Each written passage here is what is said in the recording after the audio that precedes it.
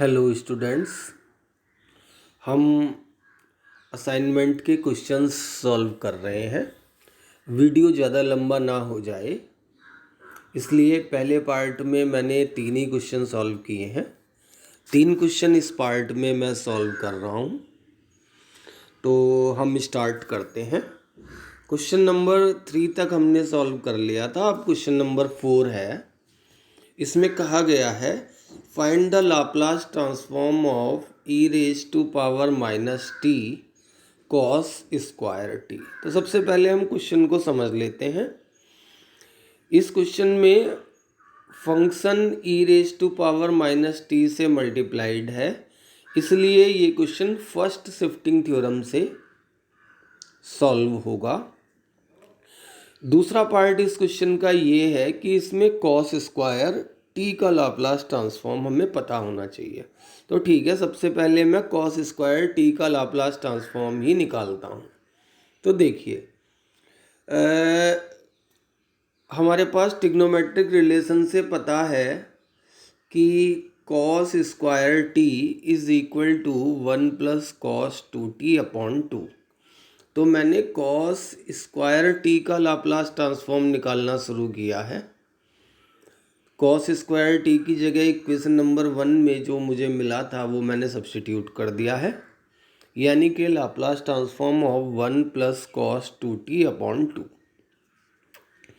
1 upon 2 constant term है, तो ये बाहर आ गई है, इस पे ऑपरेटर का इफेक्ट नहीं पड़ेगा।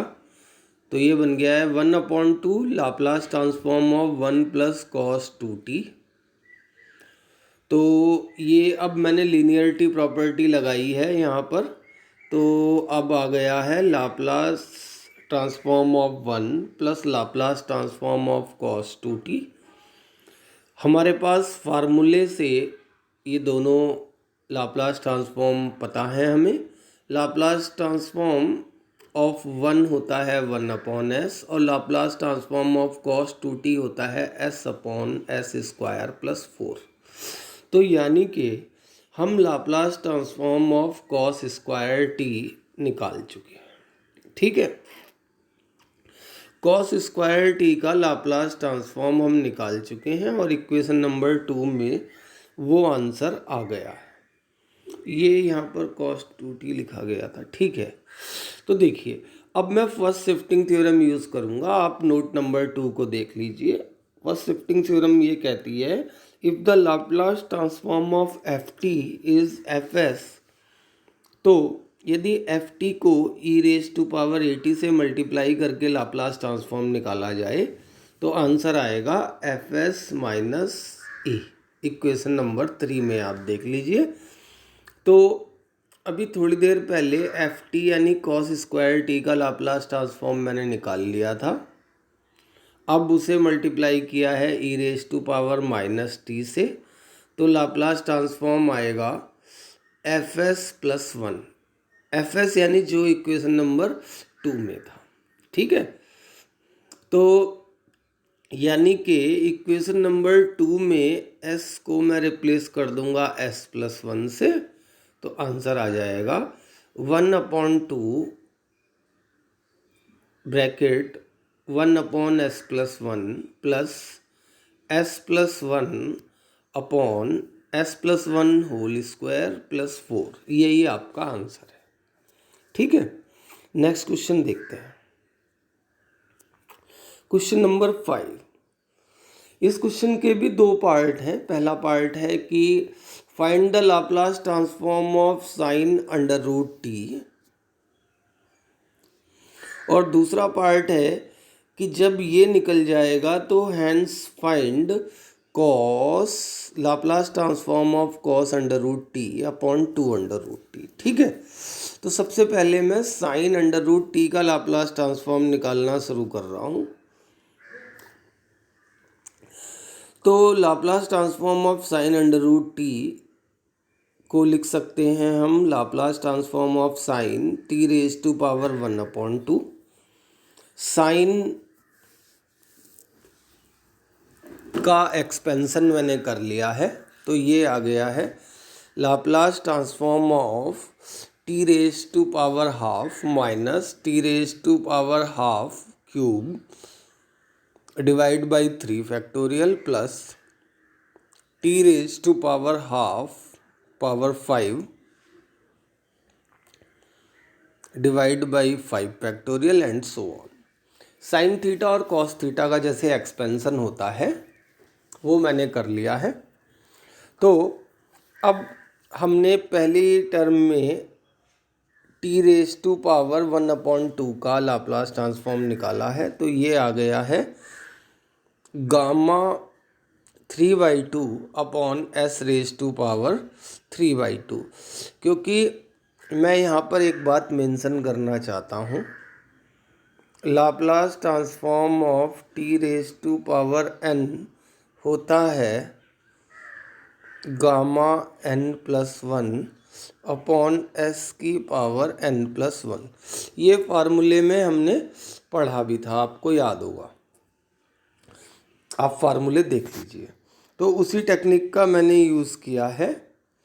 तो ये बन गया है पहली टर्म का लाप्लास ट्रांसफॉर्म, ये बन गया है। दूसरी टर्म में माइनस के 1/3 फैक्टोरियल तो कांस्टेंट है, टी रेज टू पावर 3/2 का मैंने लाप्लास ट्रांसफॉर्म निकाला है, तो ये हो गया है gamma 5/2 divide by s raise to power 5/2। इसी टाइप से नेक्स्ट टर्म का भी निकाला है, आप देख लीजिए,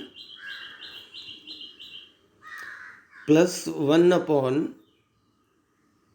factorial 5 into gamma 7/2 divide by s raise to power 7/2। Equation number 1 में पहली टर्म यानी साइन अंडर रूट टी का आप लाप्लास ट्रांसफॉर्म निकाल चुके हैं।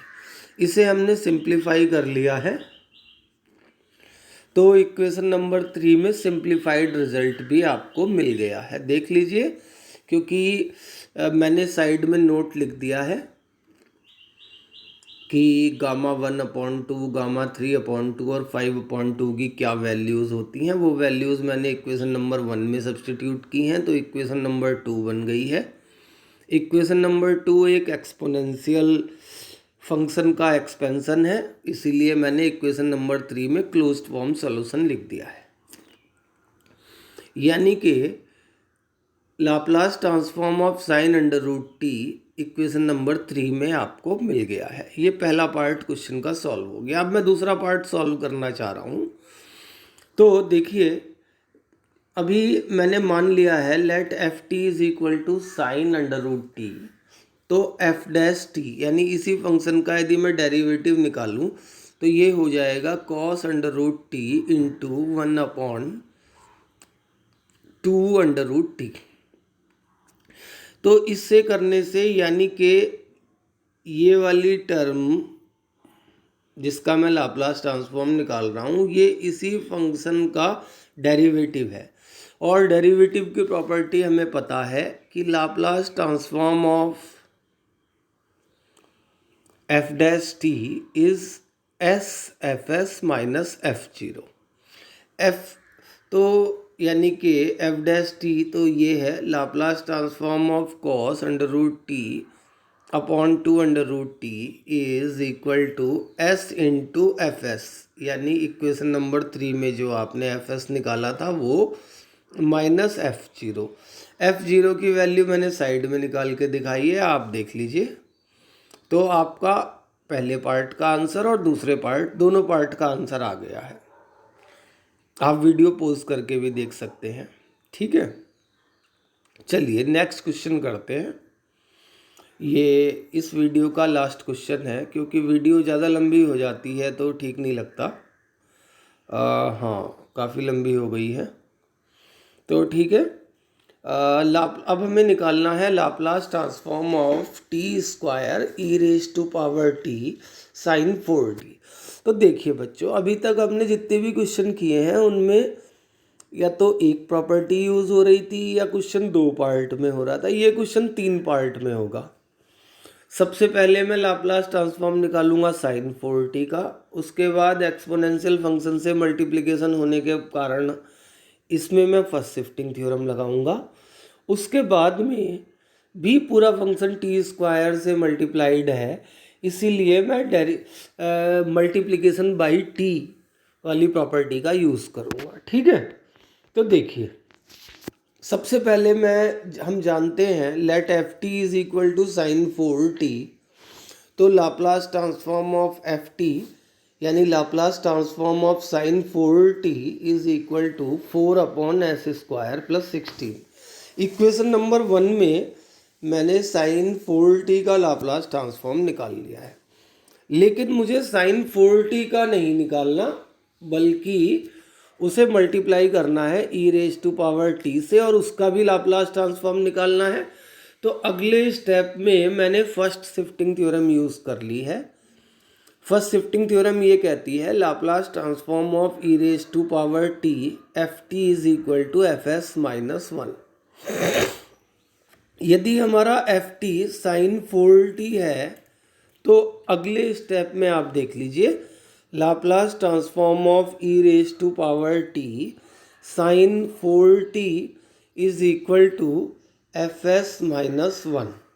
यानी जो आपने थोड़ी देर पहले इक्वेशन नंबर 1 में fs निकाला था, इसमें आपने s को रिप्लेस कर दिया है s-1 से। इक्वेशन नंबर 2 में जो भी आंसर आया है उसे आपने f1s कह दिया है। f1s कहने का मतलब ये है कि अभी ये फाइनल आंसर नहीं है। पहले जो आंसर आया था वो fs था, इस बार जो आंसर आया है वो f1s है। इस पे भी अब एक और प्रॉपर्टी यूज़ होगी। तो अभी तक मैं लाप्लास ट्रांसफॉर्म निकाल चुका हूँ e⁻t साइन 4t का, लेकिन अभी मुझे t² से और मल्टीप्लाई करना है फंक्शन को और उसके बाद लाप्लास ट्रांसफॉर्म निकालना है। तो देखिए प्रॉपर्टी है मल्टीप्लिकेशन बाई टी की। ये देखिए Laplace transform of t⁻n F T is equal to -1n into nth order derivative of fs with respect to s। लेकिन यहाँ पर मुझे nth ऑर्डर, इस क्वेश्चन में nth ऑर्डर डेरिवेटिव नहीं निकालना, मुझे तो t² से मल्टीपल है मेरा फंक्शन। f1 फंक्शन ये है e⁻t एफ टी, तो Laplace transform of t² f1t is equal to -1² second order derivative with respect to s of f1s। f1s आपने इक्वेशन नंबर 2 में निकाल लिया है। तो देखिए -1 का स्क्वायर तो 1 हो गया है, second order derivative of f1s ये आपने यहाँ पर सब्स्टिट्यूट कर दिया, इसे 2 बार आपने डिफ्रेंशिएट किया है तो ये आंसर आ जाएगा। डिफ्रेंशिएशन करने में आप कोसेंट रूल लगा सकते हैं। डिफ्रेंशिएशन करना सभी स्टूडेंट पे आता ही है। वीडियो बहुत ज़्यादा लंबी हो जाती है, फिर भी मैंने ये 3 क्वेश्चन आपको और एक्सप्लेन कर दिए हैं। अभी मैं 4 क्वेश्चंस के सॉल्यूशन भी आपको भेज रहा हूँ। आज ही सारे स्टूडेंट वीडियो को देख के मेरे चैनल पर और उसे लाइक कर देंगे। लाइक करने से मुझे ये पता चल जाएगा कि कितने बच्चों ने वीडियो देख लिया है ना। और उसके बाद में इस असाइनमेंट को बना के आज शाम तक ही मुझे सबमिट करना है। ओके, आज की वीडियो के लिए इतना ही। ठीक है।